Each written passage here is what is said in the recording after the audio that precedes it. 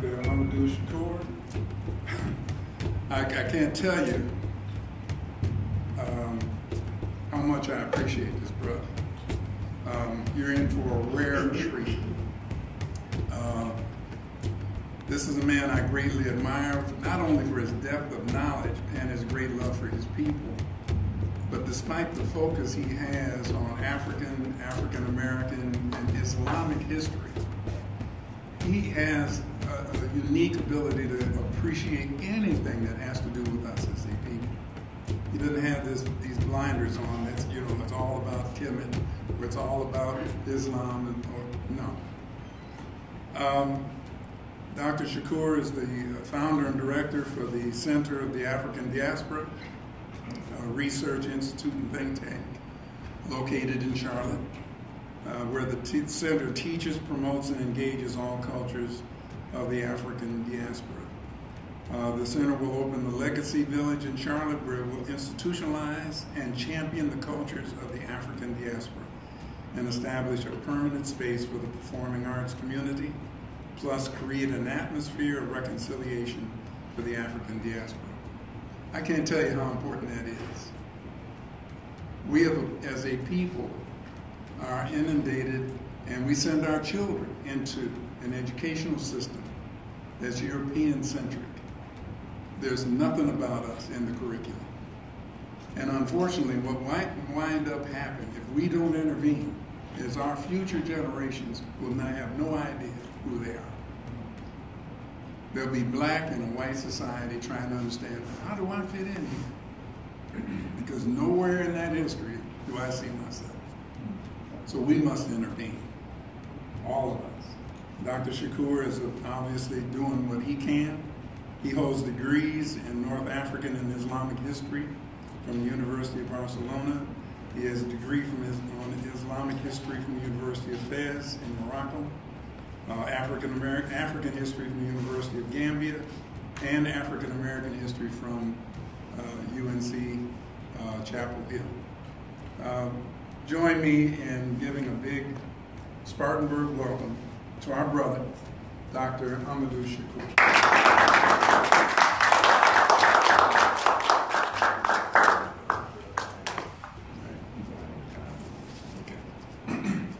Good evening. Good evening. I'm very happy to be here. I've been to Spartanburg on a couple occasions to speak to the Spartanburg community, and it's always a pleasure to come back. I always say to my audiences that we're all from South Carolina. That's where the boat came first. And no matter where you landed, you have to recognize your roots. Your roots and your identity are shaped by history, intimately. This is why I say that I'm from South Carolina. Even though my people come from Jamaica, they were called Maroons. Yes. If you're familiar with Maroons, clap your hands 2 times. Before that, 1732, we came to Jamaica from Sierra Leone. We were of the Creole, K-R-I-O, Creole tribe of Sierra Leone. It was part of the Repatriation Act of the American Missionary Society and American Colonization Society. Let me say that in the 1920s, the NAACP used to fly a flag that said, yesterday a Negro was lynched. I feel like we need to be flying that flag today. I'm talking about what has happened here in South Carolina in the last 48 hours. We're here now in 2015. And the person that I am highlighting this evening, Fredrick Douglass, would be appalled, he would recoil from these types of actions that are going on, the level of racism and segregation, the level of classism that exists in our society today. Today is the 150th anniversary of what? Juneteenth. Juneteenth is a result of the Emancipation Proclamation. I'm going to talk a little bit about that this evening. But I want to begin by saying we are in the year 2015. 2 years ago, the president of the National Rifle Association said we're getting closer and closer to a time where we're going to be able to again own black people. This sobered me in my reality, brought me to my senses to help me to understand or to ask the question, where is America and what is going to take America to bring it back to its senses? That's the point of this, and I admire the Ubuntu Institute for getting this together. You see, in the 21st century, we're going to have to do some things a little bit differently than we did in the 20th century. One of them is discussion, exchange. We need to create alternative sites for intellectual production and exchange. We can no longer rely upon the institutions that are in our society today to meet and satisfy the needs and the issues that are within communities of color. We have to build our own institutions outside of religion and outside of politics, create these alternative sites for exchange and understanding amongst all peoples. It's a new ballgame. This evening, I'm going to do a comparative review of Abraham Lincoln and Frederick Douglass and talk a little bit about Reconstruction before we get into our dialogue. Mostly about Frederick Douglass, and I'm going to come back to why it's mostly about Frederick Douglass. Frederick Douglass said, "I was invited to the White House in 1862. President Lincoln asked us to come for a ceremony, and I put on my best dark suit. I was prepared to go in and talk to a group of people that were celebrating the 4th of July as a day of independence. And as I walked into the White House, the president said, 'Oh, there's my friend Douglass.' And I strolled casually towards the president, not knowing what he might say. He said, 'Douglass, let's go into my parlor and sit down and talk.' And I did, and we sat for over an hour. He said to me, 'Douglass, what does the 4th of July mean to colored people?' And I said to him, 'Mr. President, I understand the sincerity of your question. However, my answer is nothing.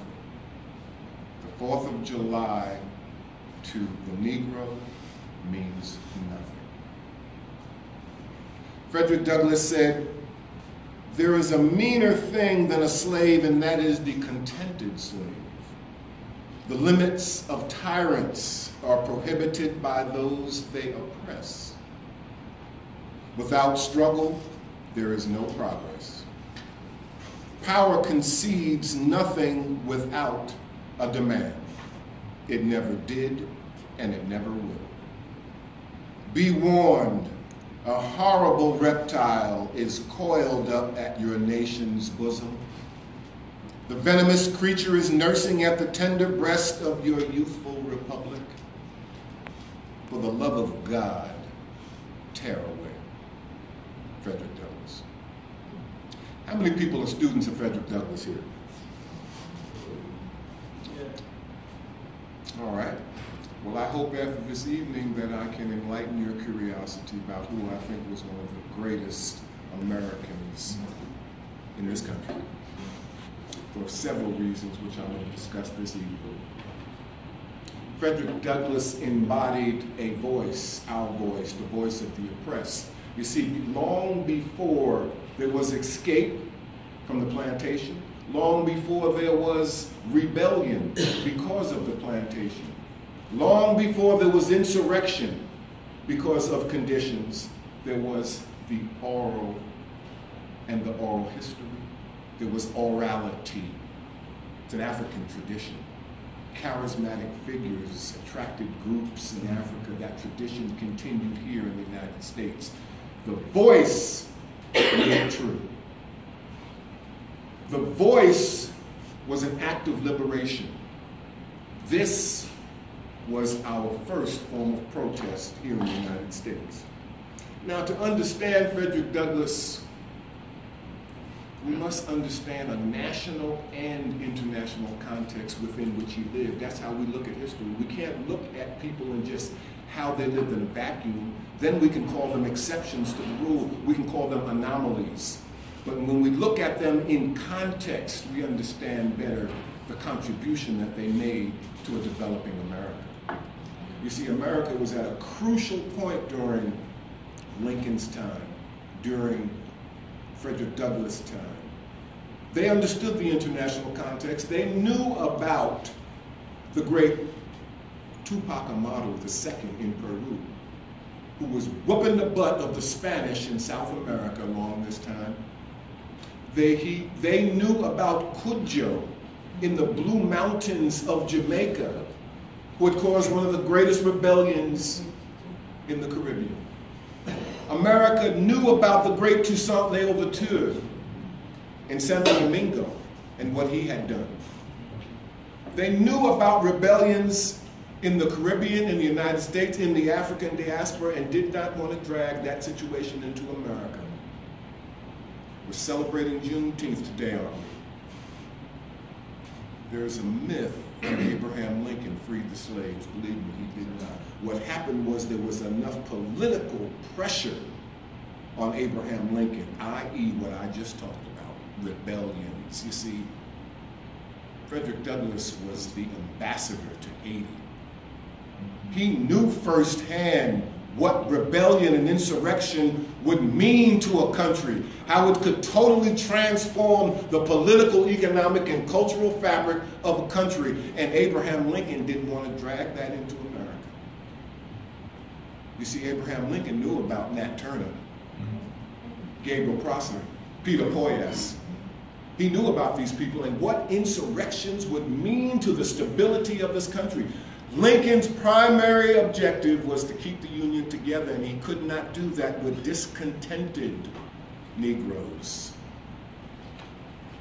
So we review the context of Douglass in his time, and Lincoln in his time, and we'll see that the world was in dramatic change. It was in turmoil, not just America, but the world. I don't have enough time to go into Africa, but the great reform movements of West Africa, the confrontations with the Europeans in Africa at this time.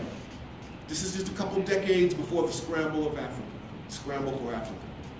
The European was deeply committed to co-opting the resources and refurbishing Europe based upon the resources of Africa. It began in the 15th century. By this time, they're calling it their territory, Africa, their territory. It's important that America becomes stable.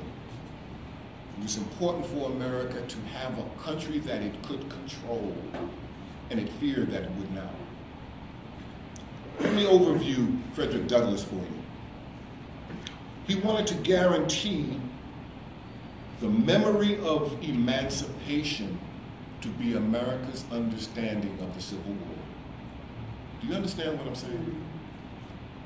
This idea of securing the rights of the states, don't be fooled by that. Please don't be fooled by that. Douglass fought for one basic reason, of which there were many umbilical cords that came out of that one reason, but understand what I'm saying. He wanted the memory of emancipation to be the understanding, the nation's understanding of the Civil War. Nothing more than that. Equality, citizenship, freedom, 13th, 14th, 15th Amendments, we'll get to that. For too long, scholars believed Frederick Douglass was simply a representative man. You see, they had a term for that in my time. They call it a credit to the race. But they didn't call it that then. He was a representative man. You see, he was just strictly a biographical 19th century figure. But Douglass used language as a weapon and a form of liberation. I can't tell you how important that still is today. You can't turn on the television set today without hearing the narrative of right-wing America. That's true. You can't do it. It's a political tool, the television, and don't let the television be your babysitter, please. Sit with your children and talk to them about the issues that are here in America. They'll appreciate that when they get older, so that they will educate their children and not put them in front of a CD, a DVD, or the television and let someone else, removed from their passions, dictate to their children.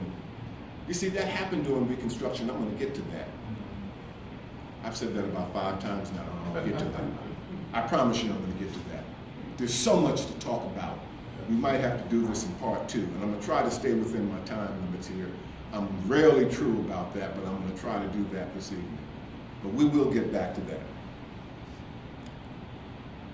In 1884, Douglas said something about race. He said, there is no division of race. God Almighty made but one race. I adopt the theory that in time the variety of races will be blended into one. You may say that Frederick Douglass considers himself a member of the one race that exists. Douglass was considered courageous and ennobling figure that led the change or the charge for the end of slavery. But he could not and never could determine how America would react after Emancipation Proclamation. At present, we see him as one of the Civil War intellectuals of philosophical importance, but then he lived between maverick and champion, and between the story's leading man and the story's villain. In an 1853 editorial, Douglass wrote about the dilemma he lived as isolated in the land of his birth, debarred by his color from congenial associations with whites, equally cast out by the ignorance of blacks. He left his legacy in writing which portrays him as sensitive to the needs of Black America and white America. You see, Douglass was an American. He was an abolitionist, but he was an American. And he was sending a signal to America that this is an opportunity to save your soul. If you believe in a God and a hereafter, you need to understand what you're doing and the villainous violence that you're portraying on people. You see, Dr. King, how many people, if you've heard I Have a Dream speech, clap your hands 2 times. Everybody's heard that, right? Probably the best speech ever produced in America. And I'm also considering the Gettysburg Address, but I'm going to put that above that. But see, Dr. King was not talking about sitting next to white people in restaurants. He was not so concerned about being able to sit at white lunch counters with white people. There was a greater message, my people. He was saying to America, today, this is your last opportunity. After me, there'll be no more. No one's coming after me to save your soul. Reach down and embrace the lowest amongst us. This is what Jesus said. Drop everything and follow me. That's what King said. Drop everything. Your material worth, wealth. This capitalism saying that day. It's not about buses and lunch counters and schools. That's secondary. I'm concerned about your soul. What's going to happen to your spirit and your soul that's infecting America? I want my children to be able to walk around with children of other colors. We can't do that with an infected soul. If you're sick with racism, you can't filter through America and make America what the founding fathers wanted it to be. You've got to recuperate, resuscitate, review your agenda. That's what I Have a Dream was all about. Who was his mentor? Frederick Douglass. Frederick Douglass first brought this to the attention of America. His literary legacy narrated black life, a race forced to live in involuntary servitude. Douglass first described the double consciousness. How many people are familiar with W.B. Du Bois? W.B. Du Bois talked about the double consciousness. Where did he get that from? He got that from Frederick Douglass. Frederick Douglass was not sleeping. I'm sleeping. My community is sleeping. We're comatose. We're numb to the issues, to the ramifications of what's going on because we're so concerned about our individuality. We're concerned about our accumulation of wealth, aren't we? We're concerned, I need to get out of the ghetto and get out into the suburbs, get me a $2 million home, 2 Mercedes, take 3 vacations a year. That's individuality. Let me get out into the woods and get a big home. I don't want to report to anybody. I don't want to hear anybody. I don't want to answer to anybody. What does America call that? Freedom. Call that freedom, don't you? You do what you want to do. You see, the African concept is reverse. You are no one without an identity unless you're connected to the community. We're striving today to get this thing called freedom and accumulation of wealth. Turn on the television. Your religious leaders are telling you just talk to Jesus by Thursday, he'll make you rich. I'm going to tell you here today at 5 minutes to 6 on the 19th of June, that's a lie. It's not going to happen. You better develop your economic plan. No one else other than you is going to determine your destiny. This is what Frederick Douglass was saying. This is what Malcolm X was saying. This is what Paul Robeson was saying. This is what W.B. Du Bois was saying. How many times am I going to have to tell you people? Wake up! And it's not a matter of recreating the wheel or being a genius. We have our mentors for this. I tell my students study history, not because of events, people's names and dates. That's not important. It's so you can think critically. You can understand that when that train conductor came to Plessy, who was on the train in 1895 going north, and the train conductor had to move over closer to him to see whether he was black or white. He couldn't even determine that. You see, racism is a sickness, it's not a science. He had to move closer to Plessy to see who he was. He said, let me see your ticket. Plessy gave him the ticket on the train. You remember the story? Plessy took him to the Supreme Court. History helps you to solve your problems, to think critically, to understand how to mobilize and to move. It's already been done. It's a classic, it's a masterpiece. He would have read African Americans characterized as, quote, an American, a Negro, 2 souls, 2 thoughts, 2 unreconciled strivings, 2 warring ideals in one dark body. Douglass would have lived Du Bois' description and agreed with him when Douglass wrote this. He said, Lincoln wanted to get more slaves within our Union lines. Both Lincoln and Douglass were born into slave societies, but at opposite ends, of course. Both were self-educated, charismatic leaders amongst an uneducated society.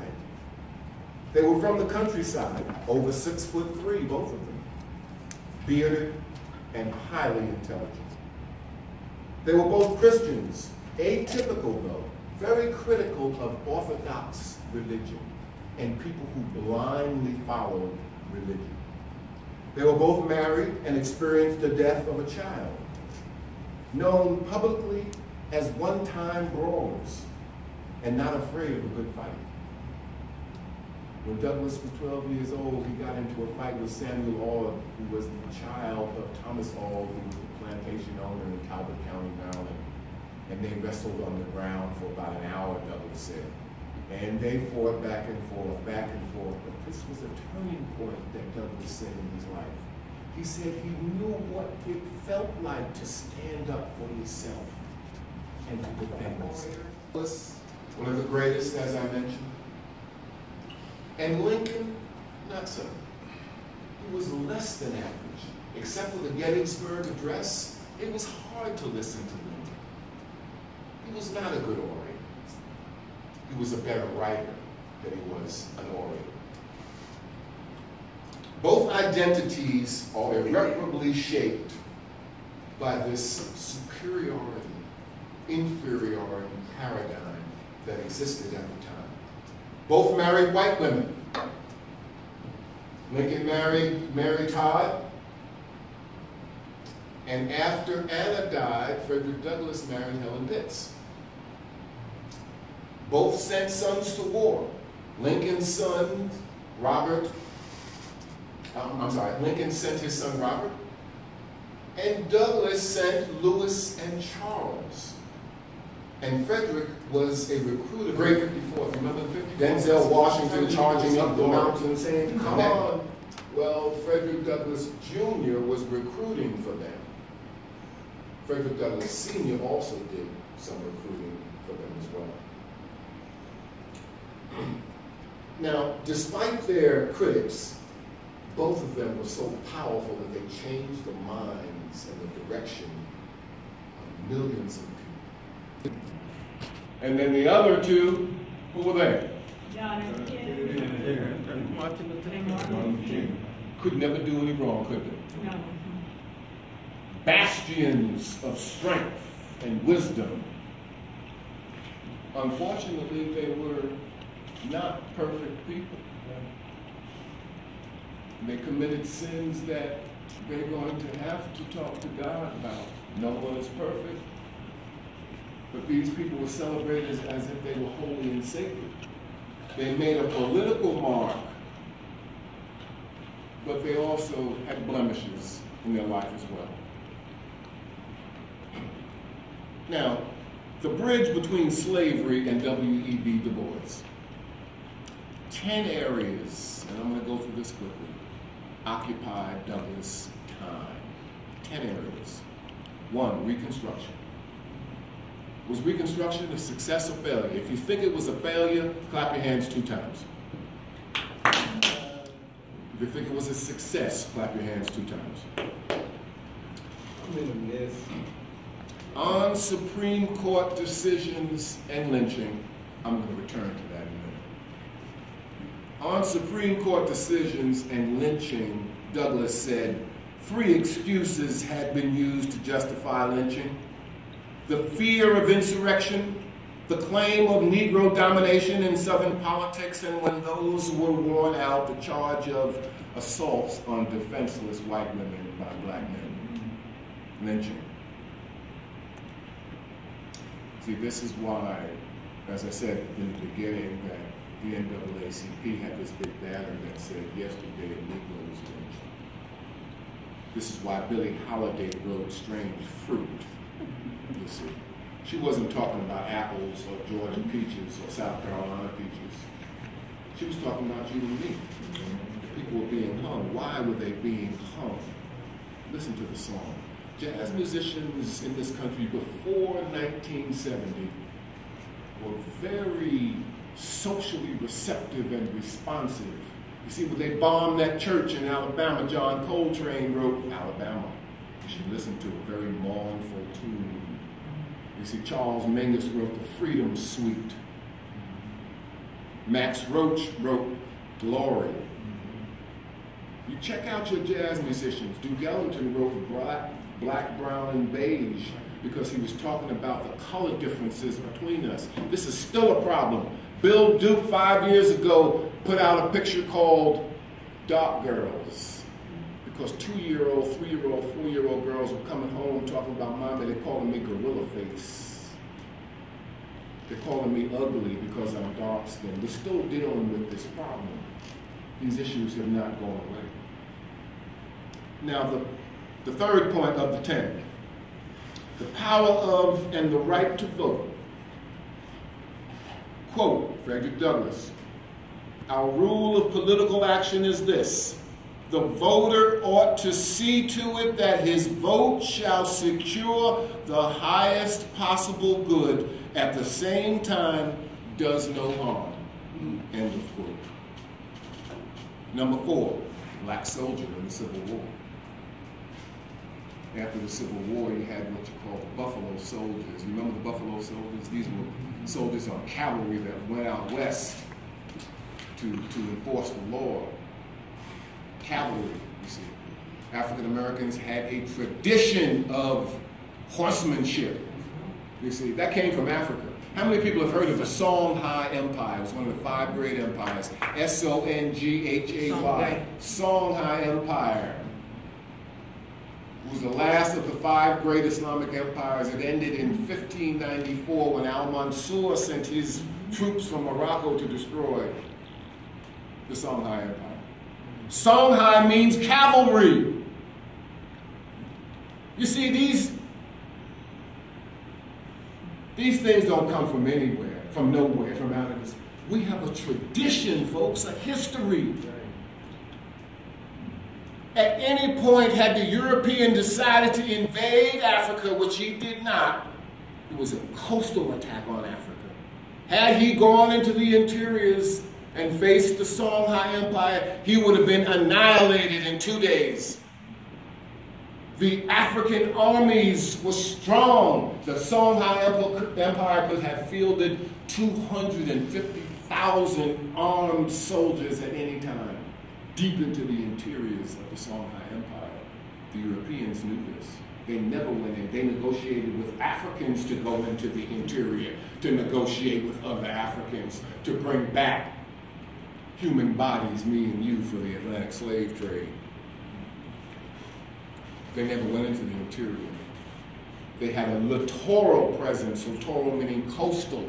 They stayed on the coast. They built castles, condominiums, swimming pools, golf courses.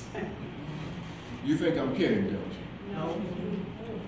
They were there permanently. Africa belonged to the European. I'm off the subject. Let me get back. The next point. Racial ideologies used in educational and political policies. Does this sound familiar? You going through your children's textbooks at home? If you happen to move to New Mexico, or maybe it's Arizona, forgive me, when you get to be my age, sometimes you can't remember from moment to moment. One of those 2 states has taken the entire history of slavery out of the history books. You can't read about it out there. They said it wasn't as bad as people are making it out. Texas did too. We have to write our own textbooks, folks. That's right. We have to make our own films. We have to make our own television episodes, create our own theater. But we're not going to do that unless we build institutions. We have enough religious institutions, you know, in Charlotte, where I live now. Yes. Although I'm from New York, don't hold that against me, please. But in Charlotte, they say between every 2 churches, there's another church. That's right.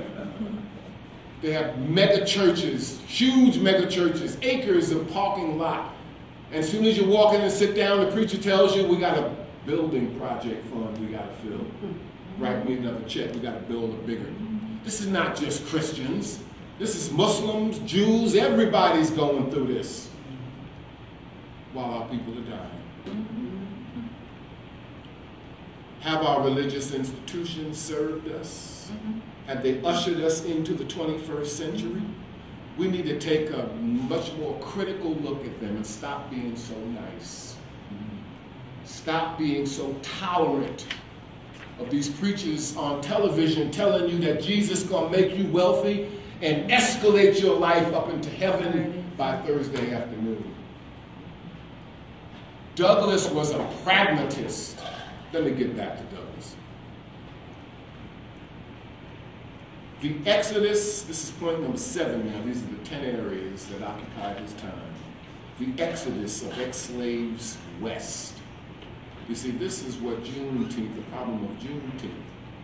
Texas was the most western Confederate state. The Emancipation Proclamation was written and announced in 1863. They didn't know about it in Texas They fought Galveston.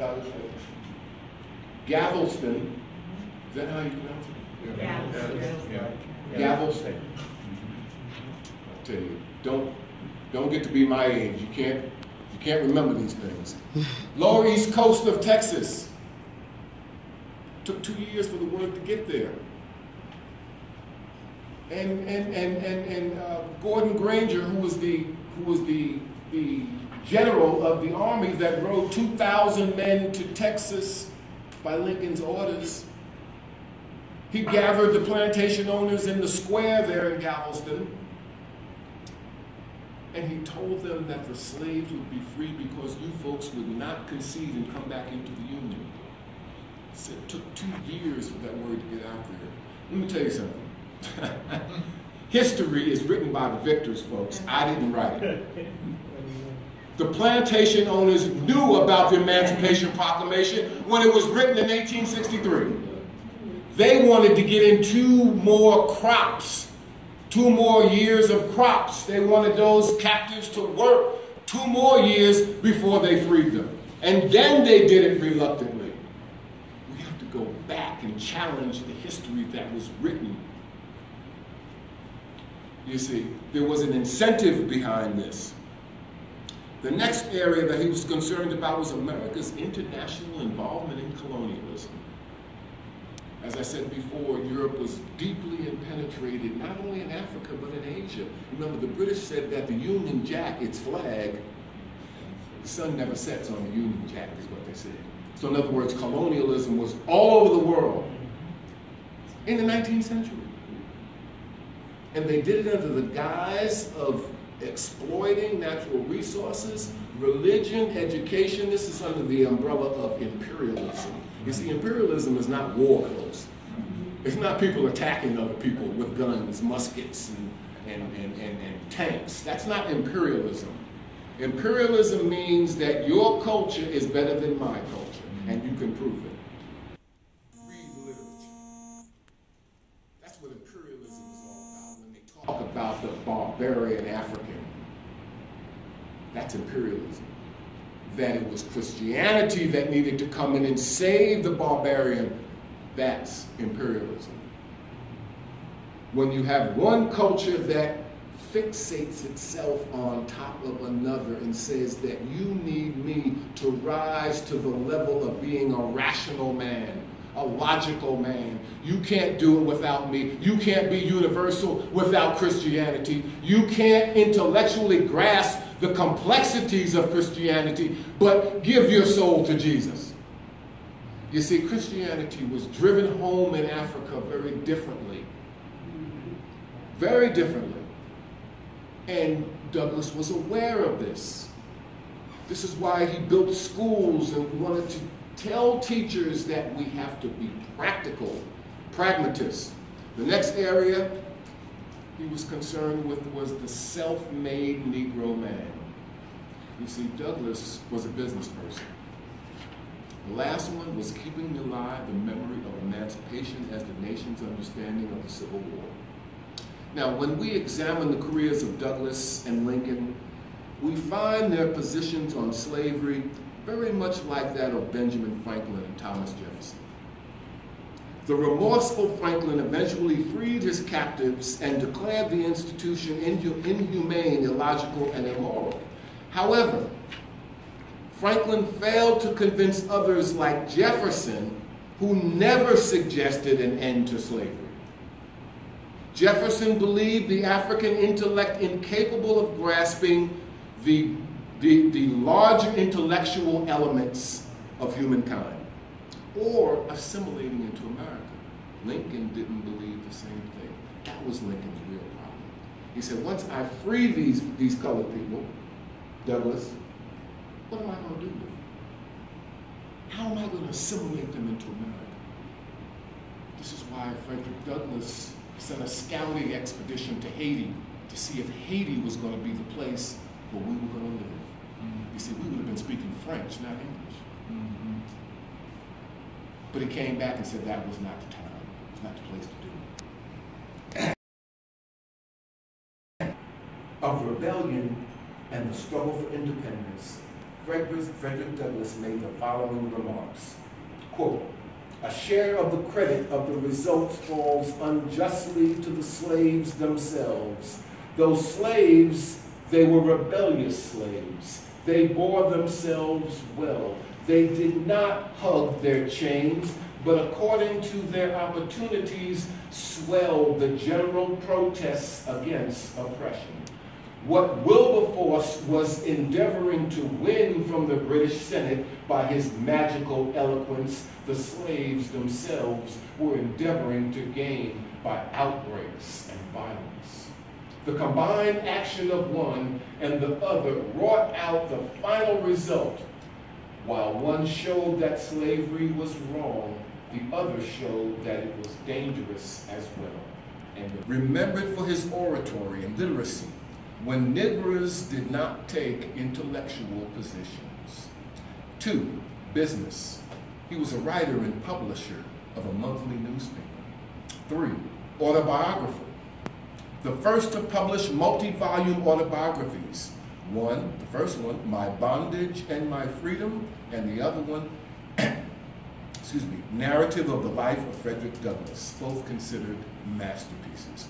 Number 4, philosophy. He was the philosophical foundation for Dr. W.E.B. Du Bois, Paul Robeson, and Malcolm X.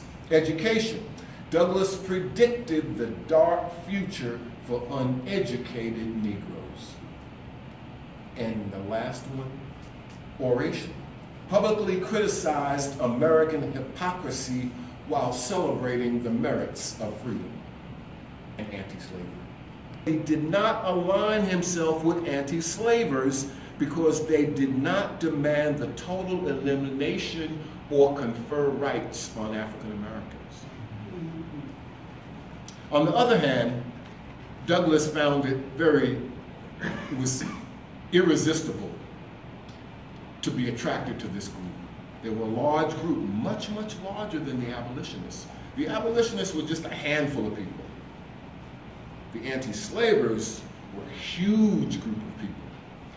Frederick Douglass' philosophy illustrated the differences between abolition and anti-slavery. As an abolitionist, he called for legislation, resistance to dismantle slavery, and promoted education to assimilate the Negro into America. The majority of anti-slavers detested slavery, however, like Jefferson, fell short of ending the God-sanctioned right, and a profitable one at that. When America passed the fugitive slave laws, which demanded even escapees who ventured north return to plantation owners, the image of the runaway disturbed the nation.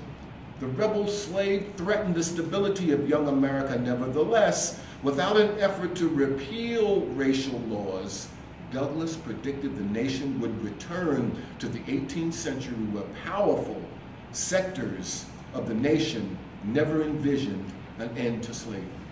Now let's look at Frederick Douglass, the militant Douglass, the father of Malcolm X and the founder of the Black Panther Party.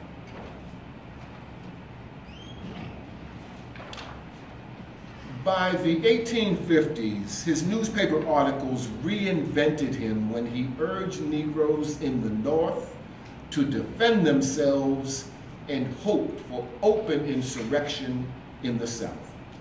In a column published in 1854 titled, "Is It Right and Wise to Kill a Kidnapper?" he implored people to defend themselves and celebrated the idea of armed insurrection. Douglass preferred a reformist movement as opposed to a revolutionary one, but never rejected the idea of armed insurrection. Convinced of the necessity for change by any means necessary, when asked about the inevitable act of armed revolution, he said, quote, "Terrible as it will be, we accept and hope for it," end of quote.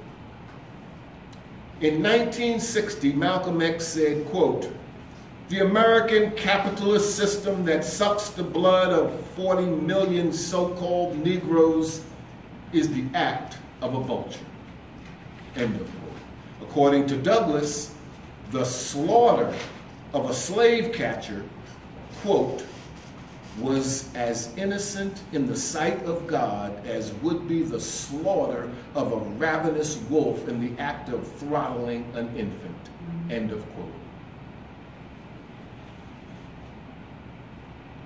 In reaction to the controversy over the Bleeding Kansas Rebellion, Douglass stated, quote, "The slave's right to revolt is perfect," end of quote.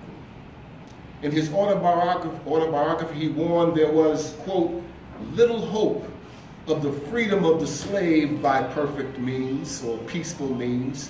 The only penetrable point of the tyrant is the fear of death. The only outcry that they make as to the danger of having their throats cut is because they deserve to have their throats cut," end of quote. In the aftermath of the Dred Scott decision in 1857, which declared that Negroes had no potential for assimilation and no economic future in America, Douglass further pleaded for nationwide slave rebellions as the only path to liberation.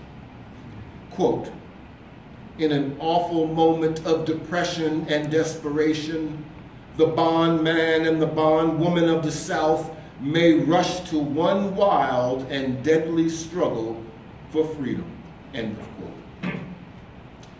Now, how many people remember John Brown? There would have been no John Brown had there not been a Frederick Douglass. You know, Frederick Douglass had moved to Rochester, New York, and this is where John Brown began his real strong push for his insurrection. He was fundraising in Rochester, New York, and during this time, for 6 weeks, Frederick Douglass let him live in his attic. Now, Frederick Douglass didn't agree with the insurrection. He wanted to go to Harper's Ferry and steal guns from an arsenal and then start to kill. Well, he was stopped, as we all know this story. Douglass told him this was going to be a futile attempt, that the time was not right. Now let's look at 5 points on Frederick Douglass, the Christian. Religion never controlled his attitude toward slavery. Point number 2, he was a millennialist. He had a belief in the history of Christianity.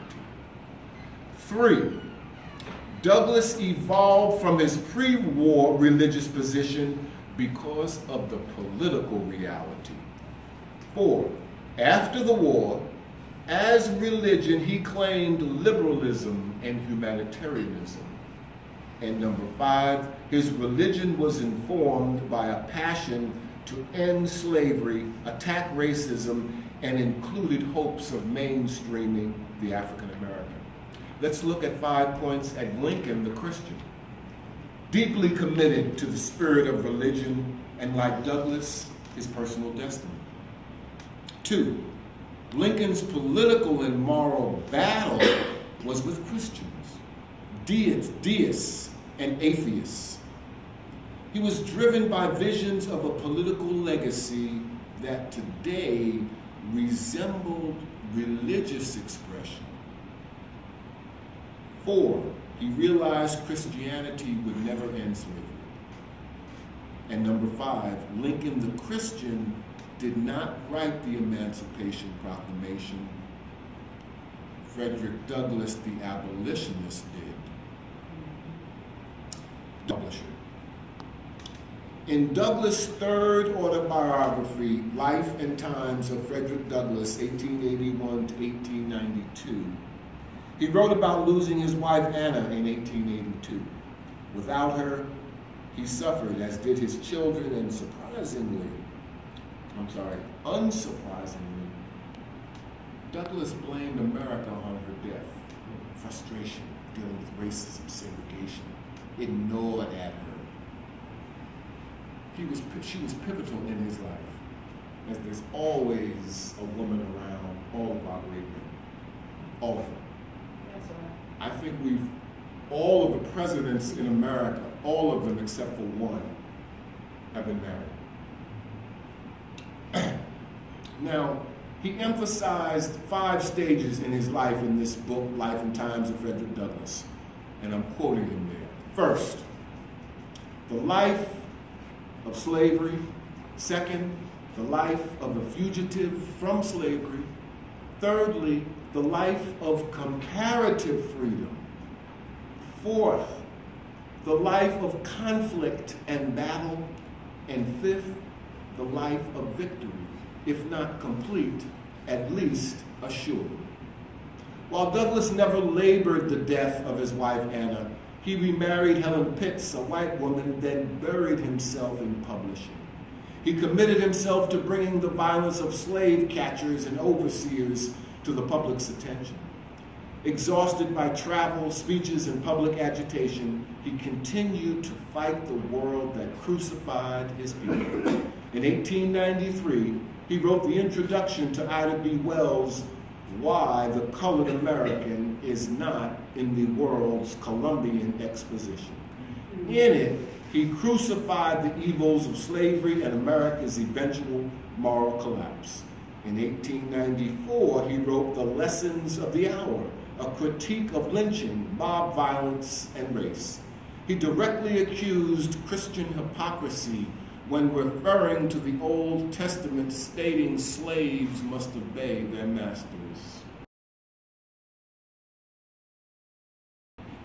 Although born into slavery on a plantation in Talbot County, Maryland, Douglass evolved to become the leading intellectual voice until the pragmatist Booker T. Washington and the soaring prince of African America, Dr. W.B. Du Bois, ascended the throne.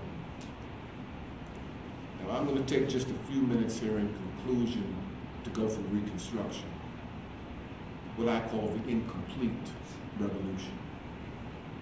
Here are 6 points. The war ended. The country's in crisis, turmoil, indecision. 4 million African descendants without a job. You think unemployment is high now? Imagine then. Where were we to go? Online to apply for a job? Where were we going? What skills did we have during this time? This was crucial. In 1865, the 13th Amendment overwhelmed the nation. We're talking about elevating people from slavery to citizenship. This is crucial. Lincoln published the Lincoln Plan. 10% of voters must agree to the 13th Amendment and to military troops protecting African Americans. That's key. Point number 4, no high-ranking white official could hold office, except without Lincoln's approval. None. Lincoln was assassinated April 1865, the world changed. The second Reconstruction Act passed in 1867. Now that one divided the South into 5 military districts, all protected by soldiers. This was key. The acts required each state write a new constitution giving voting rights to all men regardless of color or prior enslaved status, and ratify the 14th Amendment, which declared all peoples other than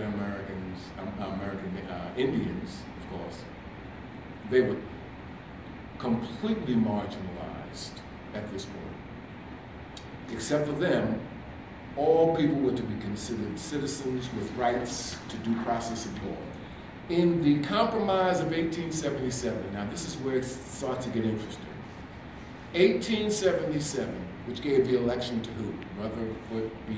Hayes.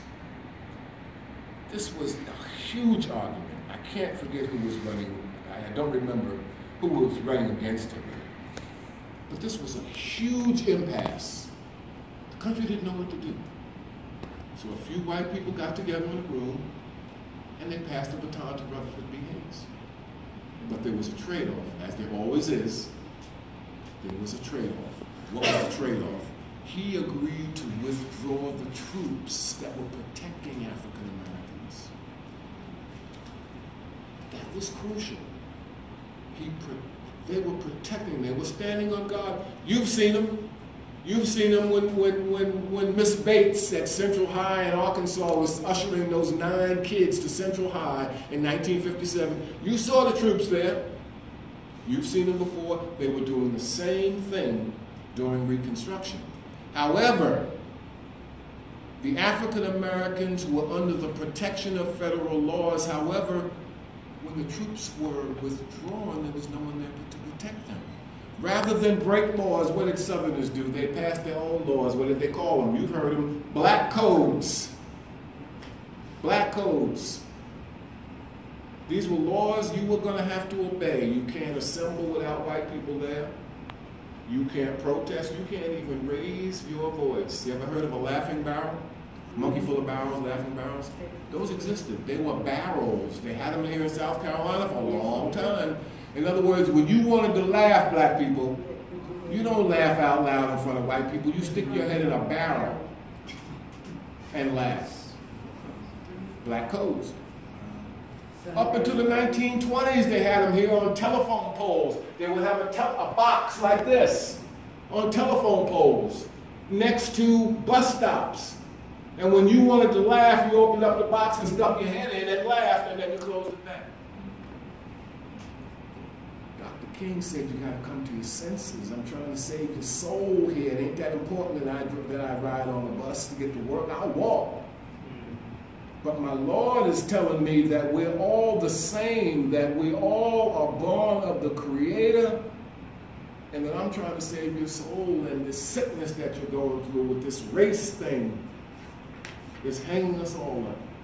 We can't all go to the next level until you clean up your own act. This is what Dr. King was saying.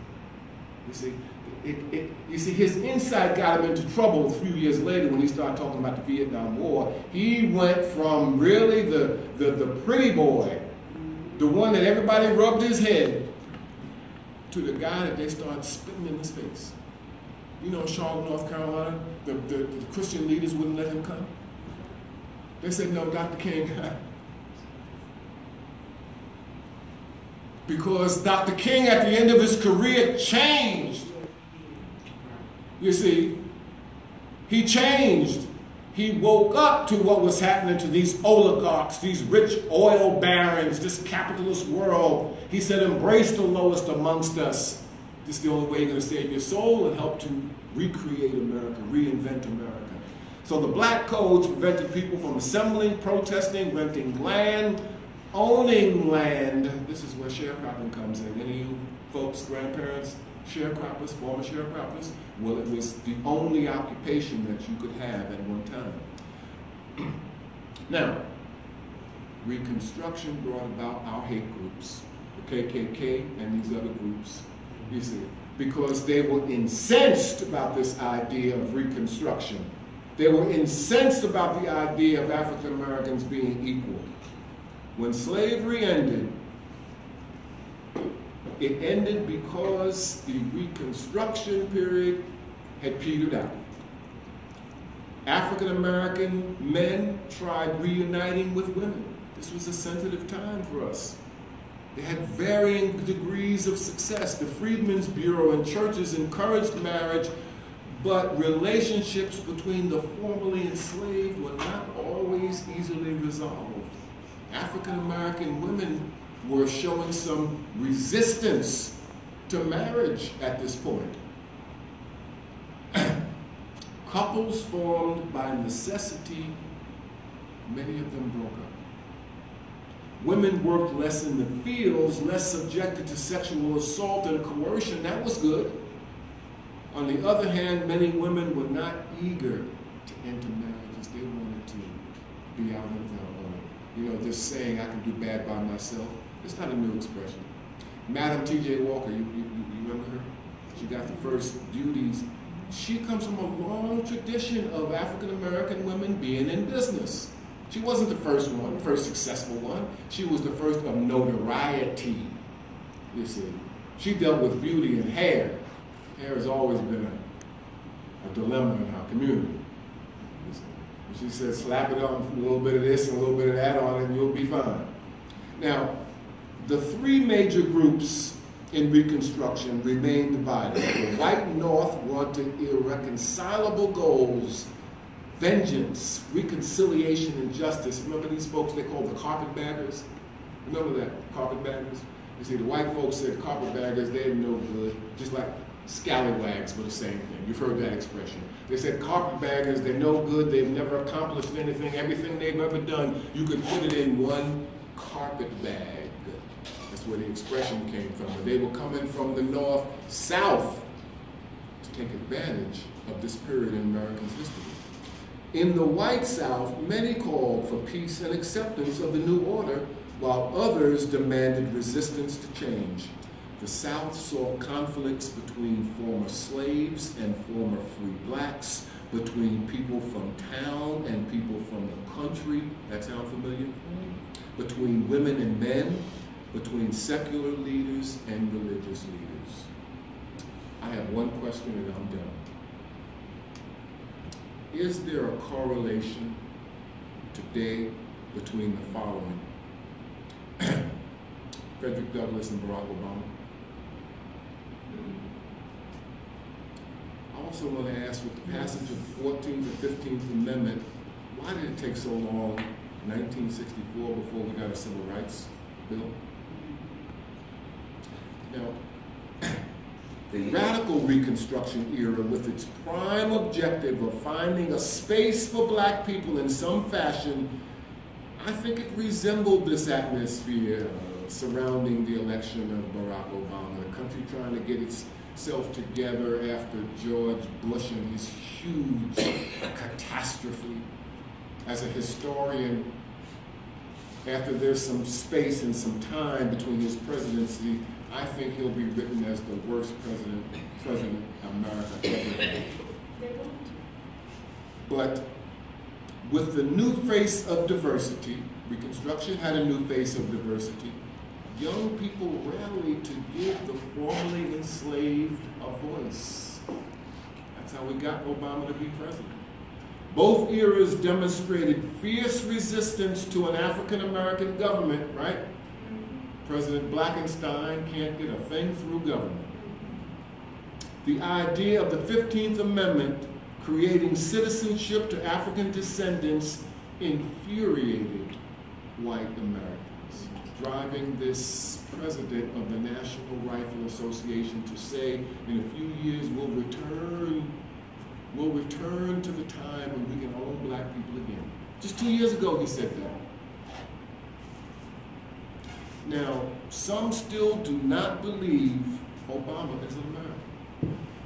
After his election, a high number of hate groups emerged.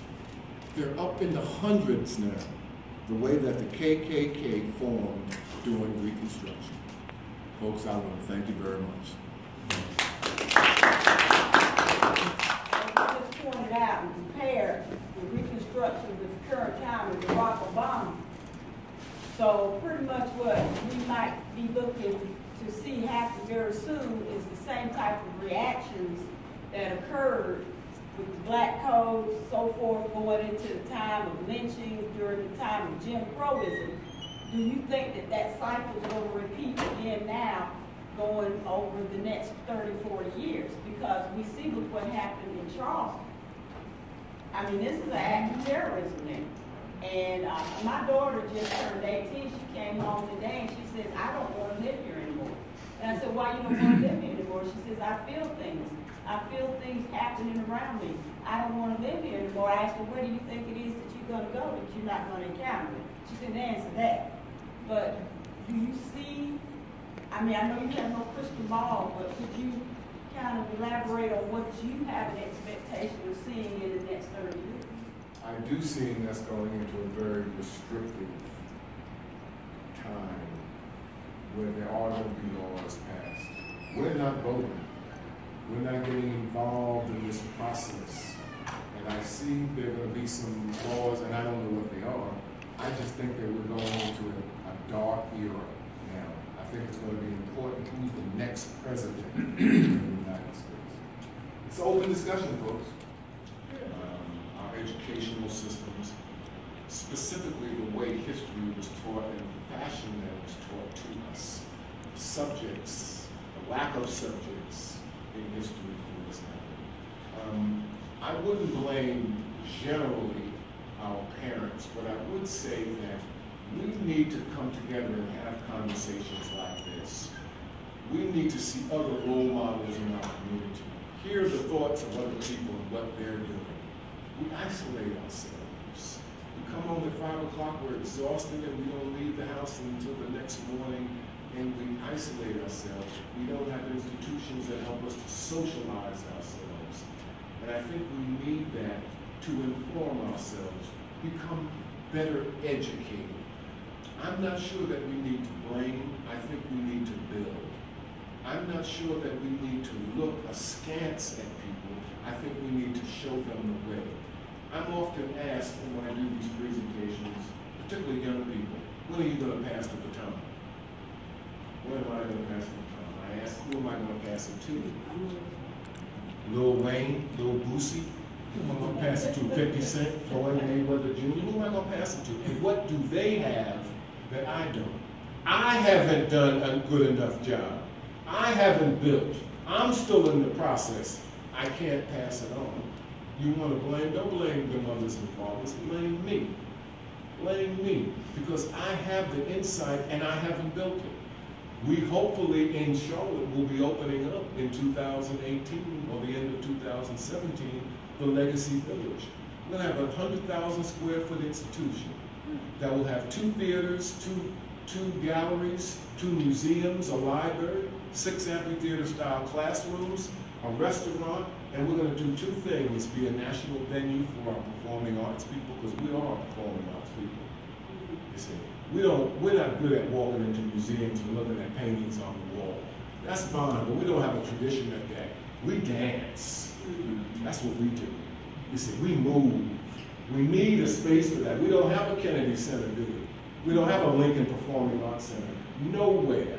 With all the Bill Cosbys and Michael Jacksons and Michael Jordans and all that money, we don't have any of this, do we? See, I was talking about this earlier, about this is the individualism that wealth gives you. Go buy your boat, sail away.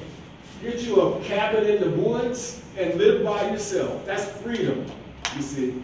When we can look at the Michael Jordans and Jacksons and LeBrons and all these people with the money, we need to critique them, challenge them, not celebrate them as heroes in our communities. Believe me, I'm not angry, I'm not upset, because I'm putting the blame on myself. But see, these guys build, Eddie Murphy and all these Whoopi Goldbergs build all these huge homes all over the world. Why aren't they building institutions?